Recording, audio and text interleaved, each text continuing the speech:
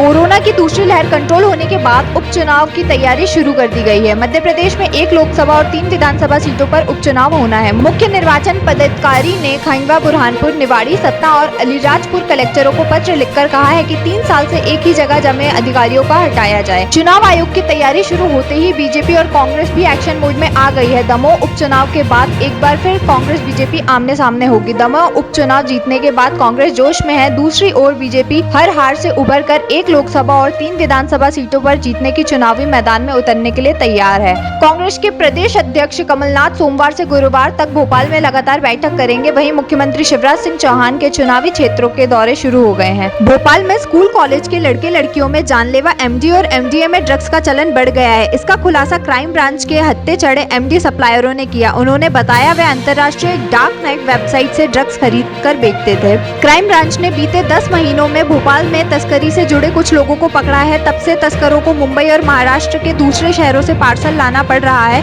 इसके बाद भी भोपाल के स्कूल कॉलेजों के लड़के लड़कियों में डिमांड बढ़ गई है। यही कारण है बीते 10 महीनों में क्राइम ब्रांच ने 4 और पिपलानी पुलिस एक बार इससे जुड़े तस्करों को पकड़ चुकी है। Crime branch SSP Gopal Singh Dhakad के अनुसार पता चला है कि यह तस्करी अंतर्राष्ट्रीय डार्क नेट वेबसाइट पर ऑनलाइन चल रही है। इसमें अंतर्राष्ट्रीय स्तर पर हथियारों से लेकर सभी तरह के अवैध कारोबार होते हैं। एमडीएमए और मैफेडोन को कई नामों से बेचा जाता है। लगभग हर देश में इसका कोड नेम है।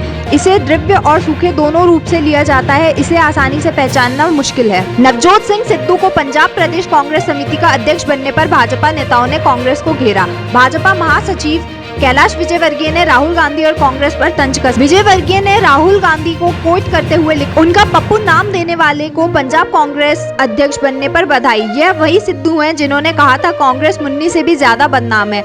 हम क्यों कहें ये किस्सा, उनका है वही जाने। जबलपुर के बाद अब गुना में शादी के नाम पर लूटने वाली गैंग सामने आई है। गुना के मधुसूदगढ़ थाना पुलिस ने लुटेरी दुल्हन समेत 3 लोगों को देवास से पकड़ा। युवती ने 2 लाख रुपए लेकर 48 साल के पुजारी से शादी की थी। 48 साल के पुजारी की शादी नहीं हो रही थी तो गांव वालों ने 2 लाख रुपए जुटा कर दिए थे।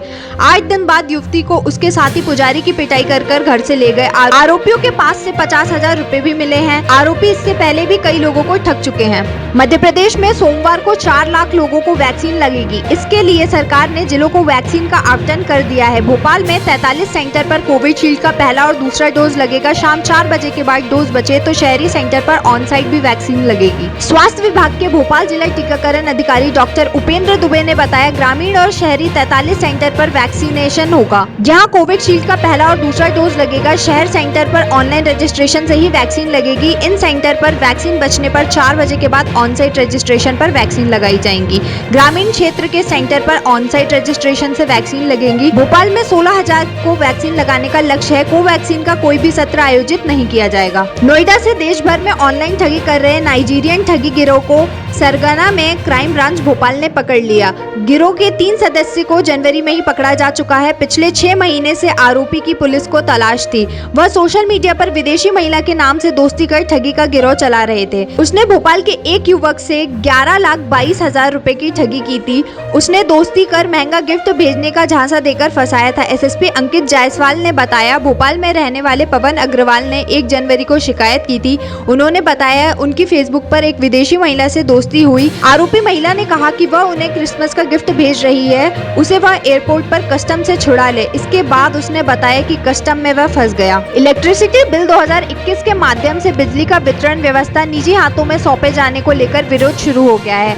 अभी यह कानून मॉनसून सत्र में लाया जाना है, पर बिजली कर्मचारियों का दावा है कि यह बिल पूरी तरह से निजी कंपनियों को फायदा पहुंचाने और गरीब और सामान्य बिजली उपभोक्ताओं पर घातक होगा। देश भर के बिजली कर्मचारी और इंजीनियर इसके विरोध में लामबंद होकर प्रदर्शन और हड़ताल की रूपरेखा तय की है। सोमवार 19 जुलाई से वे इसकी शुरुआत कर रहे हैं। 10 अगस्त को पूरे देश में हड़ताल रहेगी। मध्य प्रदेश ओलंपिक एसोसिएशन के एनुअल जनरल मीटिंग रविवार 18 जुलाई को जबलपुर स्थित एक होटल में आयोजित हुई। इस मीटिंग में अगले 4 वर्ष के लिए 29 सदस्यीय नई कार्यकारिणी का गठन किया गया। कार्यकारिणी में 3 नए सदस्य शामिल हुए। सर्वसम्मति रामेश मदोले को प्रदेश ओलंपिक संघ का चौथी बार अध्यक्ष चुने गए। वहीं जबलपुर के दिग्विजय सिंह तीसरी बार सचिव बने। ओलंपिक संघ के विभिन्न पदों के लिए यह घोषणा महज औपचारिकता थी। पूरी 29 सदस्यीय कार्यकारिणी 13 जुलाई को ही तय हो चुकी थी। इसमें 3 नए चेहरे शामिल हुए हैं, जिसमें संयुक्त सचिवों में ओपी अवस्थी, संजय यादव और राजेश चौबे को शामिल किया गया है। प्रवीण आनकर और अमिताभ जैन बाहर किए गए। इस बार प्रवीण और अमिताभ ने अपनी दावेदारी ही नहीं जताई, जबकि लक्कड़ का कोरोना से निधन हो गया। प्राइवेट स्कूलों की मनमानी के खिलाफ जागृत पालक संघ के बैनर तले रविवार को शहर के कई अभिभावक सांसद शंकर लालवानी से मिले। उन्होंने मांग रखी है कि हजारों बच्चे स्कूलों की मनमानी से पीड़ित हो रहे हैं। स्कूल प्रबंधन द्वारा अभिभावकों से ट्यूशन फीस के नाम पर वसूली हो रही है। अभिभावक कई बार शासन, प्रशासन और जनप्रतिनिधियों से मिलकर शिकायत कर चुके हैं, लेकिन हर बार उनकी शिकायत नजरअंदाज कर दी जाती। प्रदेश में फीस रेगुलेटरी एक्ट दिसंबर 2012 में ही लागू हो चुका है, लेकिन नियमों की अवहेलना की जा रही है और लगातार बच्चों को स्कूल से निकालने की धमकी दी जा रही है। ऐसे में जरूरी है कि स्कूलों पर नियंत्रण किया जाए। शासन के नियमों का पालन कराते हुए ट्यूशन फीस का उचित निर्धारण कर कानून का पालन किया जाए। जापान के टोक्यो में 23 जुलाई से ओलंपिक खेला जाना है। इसमें 88 भारतीय खिलाड़ी हिस्सा लेने पहुंच चुके हैं। इनमें 2 खिलाड़ी मध्य प्रदेश से हैं। हॉकी टीम के मिडफील्डर विवेक सागर प्रसाद और शूटिंग में ऐश्वर्य प्रताप सिंह तोमर दोनों ही गांव से निकले हैं। विवेक इटारसी से 13 किलोमीटर दूर शिवनगर चादौन से हैं। ऐश्वर्य खरगोन से 70 किलोमीटर दूर झिरना तहसील के गांव रतनपुर से हैं। दोनों ही किसान परिवार से हैं। ओलंपिक इतिहास के 124 साल में ऐसा पहली बार हुआ है जब भारतीय दल में मध्य प्रदेश के गांव के 2 खिलाड़ी हैं। 72 साल बाद मध्य प्रदेश के एक साथ 2 खिलाड़ी ओलंपिक दल में हैं।